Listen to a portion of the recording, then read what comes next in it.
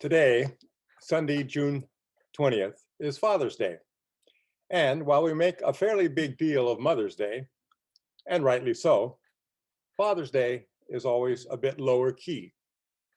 I trust there will be some acknowledgement in your home for fathers because our focus today is mostly on the summer solstice. In cultures all over the world, both past and present, the summer solstice is a big deal. Today marks the first day of summer. It is the longest day of the year, when we in the Northern Hemisphere are closest to the sun and receive more daylight than any other day of the year. It marks a tipping point when the days start to become shorter and the nights longer. All cultures acknowledge the solstice as peaks, climaxes, completions, beginnings in the cycle of the seasons of the year. I would like to tell you a little bit about how the solstice is celebrated in South America. As many of you know, Marilyn and I spent 2 years in Bolivia in the Peace Corps. So we have a particular interest in the Incan culture. The Spanish conquest destroyed the Inca Empire in the early 1500s, but many native peoples in the Andes still live much as they did hundreds of years ago. 3 years ago, we took a day-long bus ride from Quito to Cuenca in Ecuador. Every so often, the bus would stop to pick up and drop off people dressed in beautiful indigenous clothes. To us, they seem like elaborate costumes, but to them, everyday attire. Years before, in the Peace Corps, we took the train out of Sucre in Bolivia to Market Day in Tarabuco. It felt like walking into a National Geographic special that was perhaps especially staged for the photographer. All of the Quechua people had walked into town from surrounding villages for the weekly market in what to us was elaborately woven finery. Men wore ponchos like the one I'm wearing,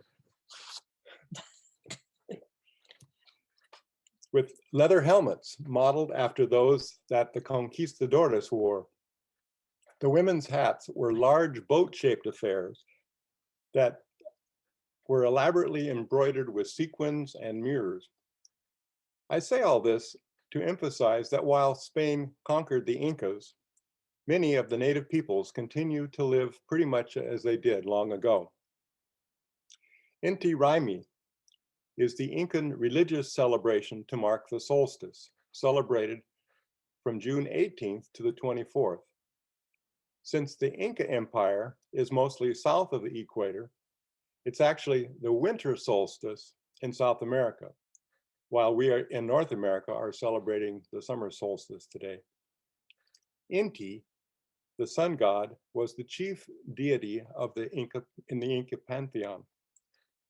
Inti Raymi honored Inti, welcoming the new agricultural year and celebrated Pachamama, which we might translate as Mother Nature.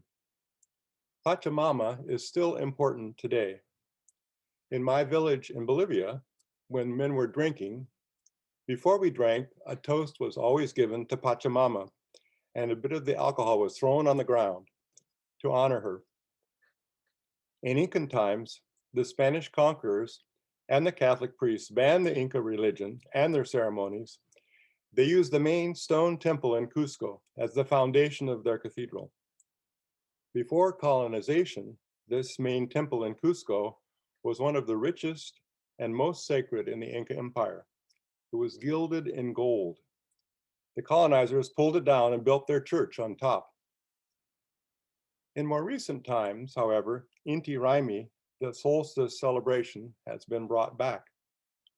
Besides including the many meanings that it had in Incan times, the elaborate festival today celebrates the cultural and indigenous identity that was lost by the Andean people when the Spanish took over. Inti Raymi enables them to be proud of their heritage, their history, and their identity. It is also, of course, quite popular with the tourists as well as locals, And nowadays, thousands of people converge on Cusco. I recently talked to a friend who had been to Inti Raymi last year, and I was quite impressed with the photos that she showed me. Processions start in the main plaza in Cusco, and they dance their way 2 kilometers out of the city to Sacsayhuaman, which is a huge Incan stone temple fortress that's outside the city. Marilyn and I have visited this amazing site.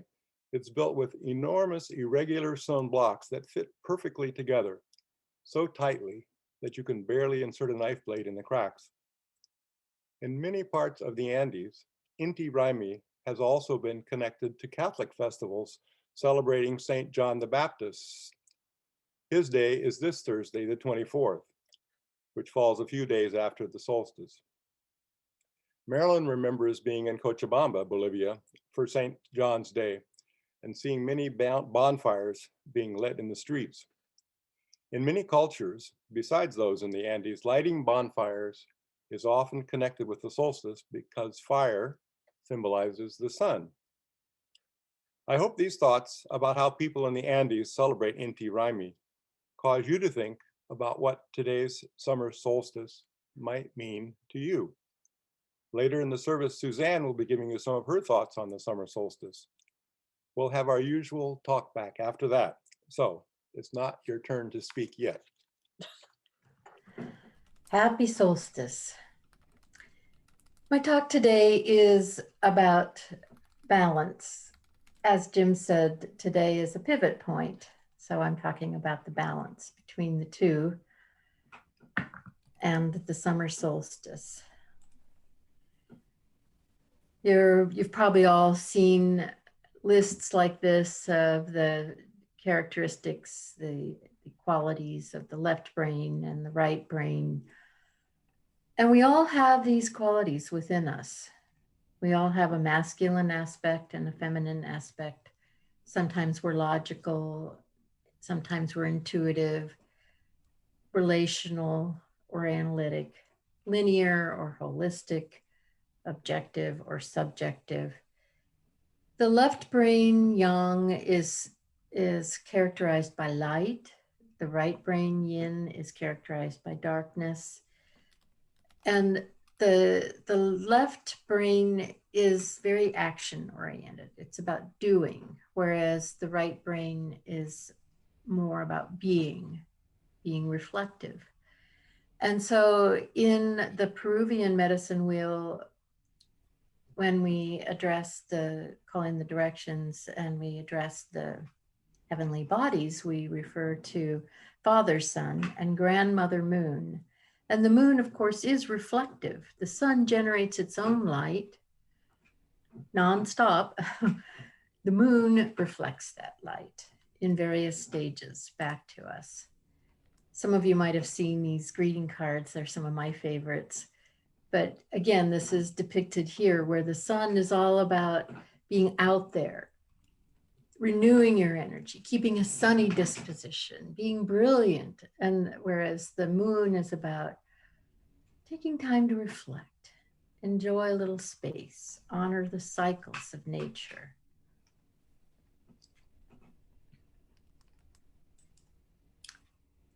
Today on Father's Day, we remember those fathers, and maybe they weren't our own biological fathers. Sometimes those fathers were other teachers for us, but there were men in our lives who held us up to the light and reminded us that that light lived within us, so that as we grew into adults, we could shine that light back out to others.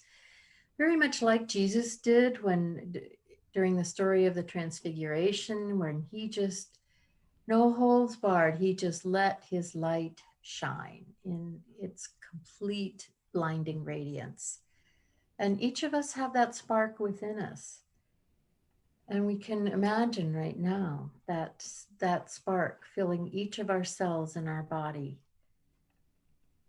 so that we just beam, we shine that light out to the world, and it makes the world a better place. So thank you to those fathers and father-like men in our lives who have held us up to the light. But this, as I said, the sun just shines. It's just like a power switch. It's just on all the time. Like when we're multitasking or working too hard or burning the candle at both ends, it can be exhausting if we try to live that way. Certainly, as an introvert myself, and most of us are, I can't do that forever. And so I'm really grateful for this balance, this sense of that the solstice represents a pivot point. It's not going to keep on, the days aren't going to keep on getting longer and longer and longer with more and more daylight. Otherwise, we'd be like the people in North America, in Norway, or the Arctic Circle in Barrow, Alaska, where they can't sleep at night because it never gets really dark. So that darkness is an important thing too, light and darkness. Personally, I love the moon because it goes through all these stages, just like the stages of our life. It's not just full on all the time. But when we see the waxing crescent moon, we know that it's leading us up to the full moon, which shamans think of as the fullness of our life, coming into the fullness of ourselves. Whereas the waning crescent moon is leading us to the new moon. The waning crescent moon is only seen in the mornings. And just like morning is a new beginning, shamans think of the new moon not as the shadow side or darkness so much as the void, the place of unpotentiated possibilities, where all can rise new and a fresh start, a new beginning.